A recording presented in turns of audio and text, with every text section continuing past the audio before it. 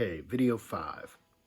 We're going to talk a little bit about the notes on the guitar neck and power chords and how those power chords can translate into songs very, very quickly.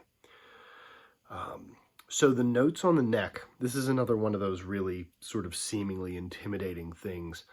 But coming out of the gate, I think it's really important to only focus on the two lowest strings. So we have our low E and our A. Okay. The reason we want to learn those notes as best we can is because on those two strings, we can create what they call power chords. And what a power chord is basically everything that you've ever heard in rock and roll is probably from a power chord. So we have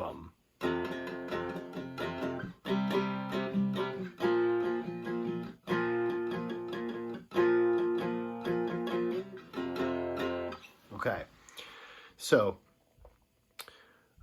there's a neck chart in the document, and it's important to know that in between the notes are either sharps or flats. So a lot of times it's really confusing because, you know, is it an F sharp or is it a G flat?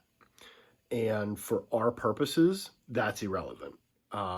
Those typically come into play when people are scoring like large orchestral pieces and stuff like that. We don't need to worry about that.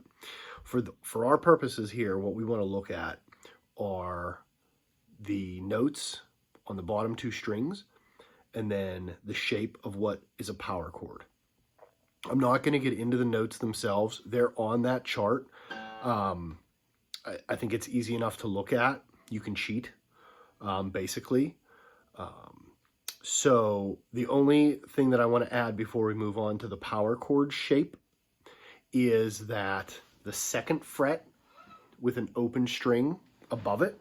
So for example, the second string, that fret with the open low string will give you an open E, is what that's called. Okay? Now if you move that up one and you put second fret on the third string and you add the A string, that's an open A. Okay? From there, we get into what are called power chords. And basically what you want to do to create a power chord is put your index finger on any string, or I'm sorry, on any fret of the bottom or the second string, the E or the A string, any fret. Okay, so for this example, I'm going to put it on the third fret of the low E. That's a G, okay? Then what I'm going to do is I'm going to use my index finger, or I'm sorry, I'm going to use my ring finger, and I'm going to put it on the fifth fret of the A string, okay? So I have 3 on the E and 5 on the A. I'm going to put both of those down at the same time, and I'm going to strum. And that is a G power chord. Now, to make an A power chord, all I have to do is slide my fingers up to the 5th fret, okay? Same shape. That shape, 1 string low and 2 frets up and 1 string above is a power chord. I'll see if I can get this finger out of the way. So we have this and that. Up. Okay? Then you can also make your lowest note on the A string. So you can go, so you have 5 on the A and 7 on the D, okay? But you can slide it down.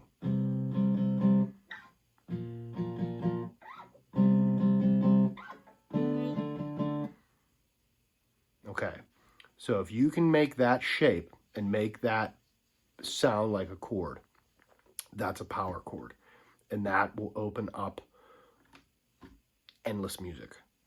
So I told you about the cheat for the F in an earlier video, okay? The F chord is tricky. Well, we can cheat and make an F power chord. Same notes, everything. It's right there.